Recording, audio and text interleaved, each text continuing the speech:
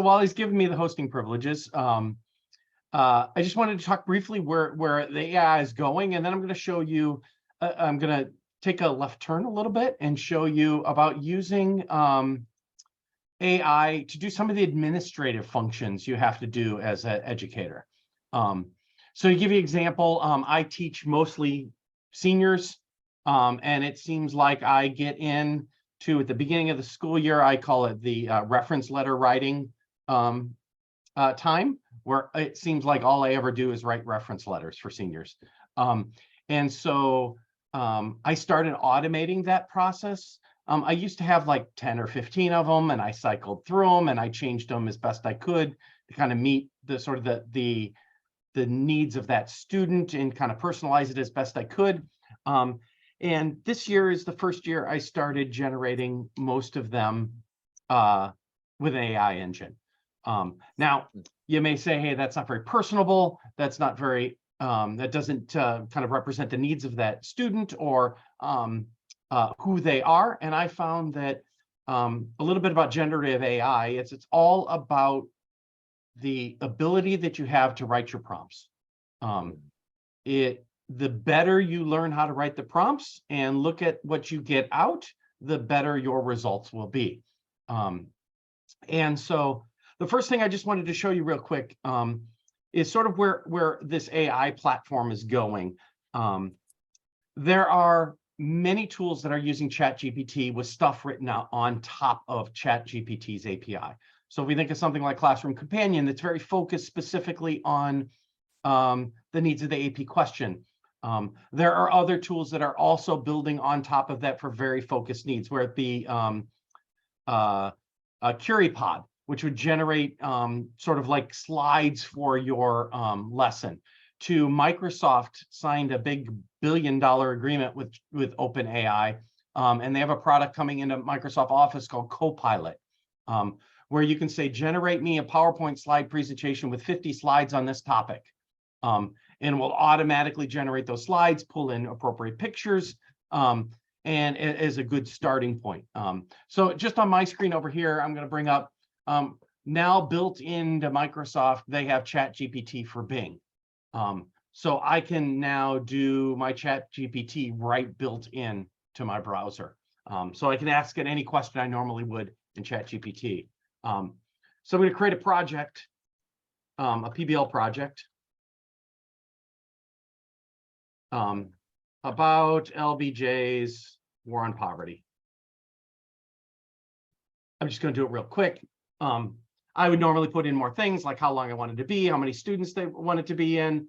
So it basically starts asking you some questions. Could you provide more information about your request? So this is just using OpenAI's GPT engine through its API to be able to do some of the requests. Now I'm going to move to a different one to kind of show you some of the administrative stuff. I've been using this one for a little bit. It's called ChatSonic by WriteSonic. And what it is it is a way to start automating and start of templatizing a lot of the prompts that you use to make them more accurate for what you're looking for. So as I said, writing a reference letter, I'm going to go here and kind of put one in. So I'm asking to create a reference letter for Jane Doe in my dual credit US history class, and then I can start putting attributes about her. She's smart, hardworking, diligent, conscientious, and a natural leader. She received an A in my class, and she plans on attending Acorn State. So whatever information I want to put, if she was in extracurricular activities, or if I was the coach of a certain item for her.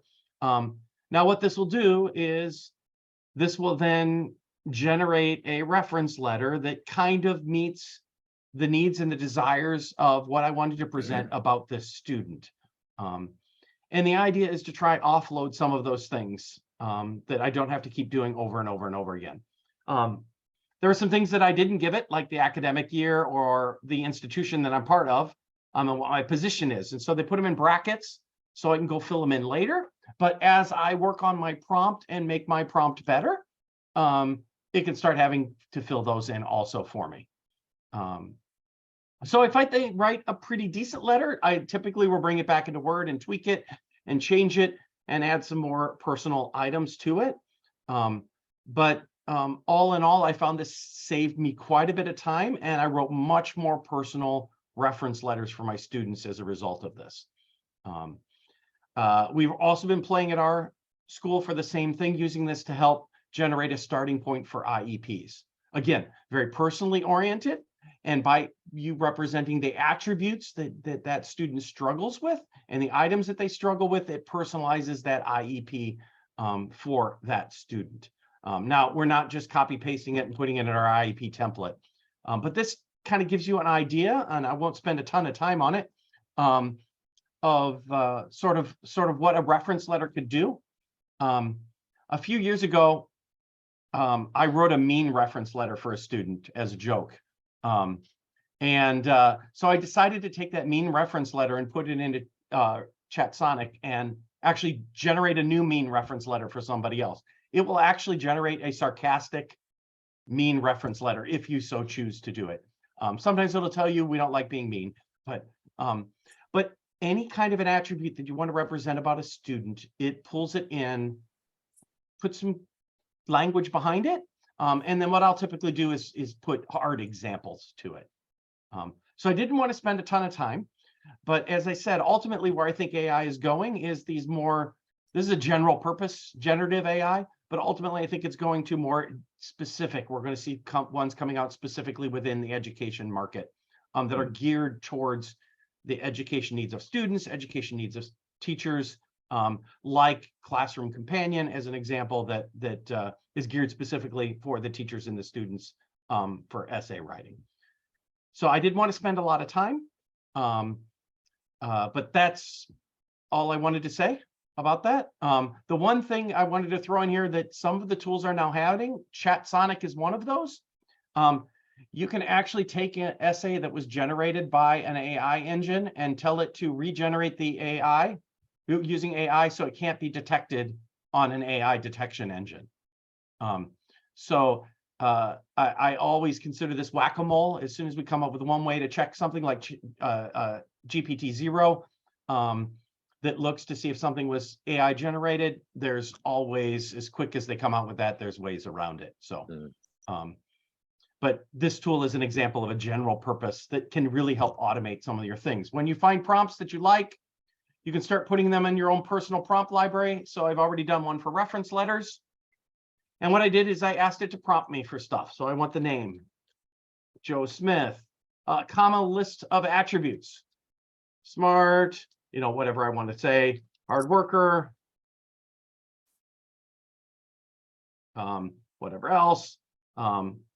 They got an A in my class, what university they're going to go to, Purdue, any extra credit, extracurricular, they were in cross country.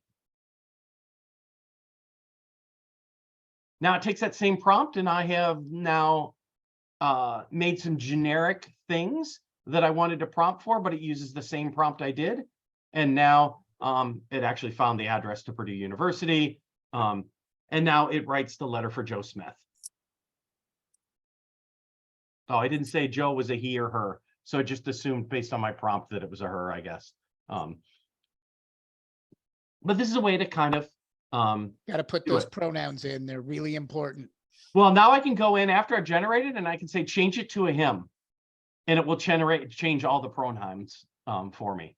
So Jeff, I just want to say, as someone who wrote 60 college recommendation letters last year, 60, I wish I'd met you last year. Huh. You'd have saved me a ton of time. Yeah, and I just did my 91st. So Wow. I have 192 seniors. So Wow. That's a lot, Jeff. So it saved me tons of time this year. I will say I probably cut it down to about 10% of what I normally spend writing them, because I take them personal and I really wanted to put the personal aspects in them. So I spend more time thinking about the attributes of that person than I do the words that go on the reference letter.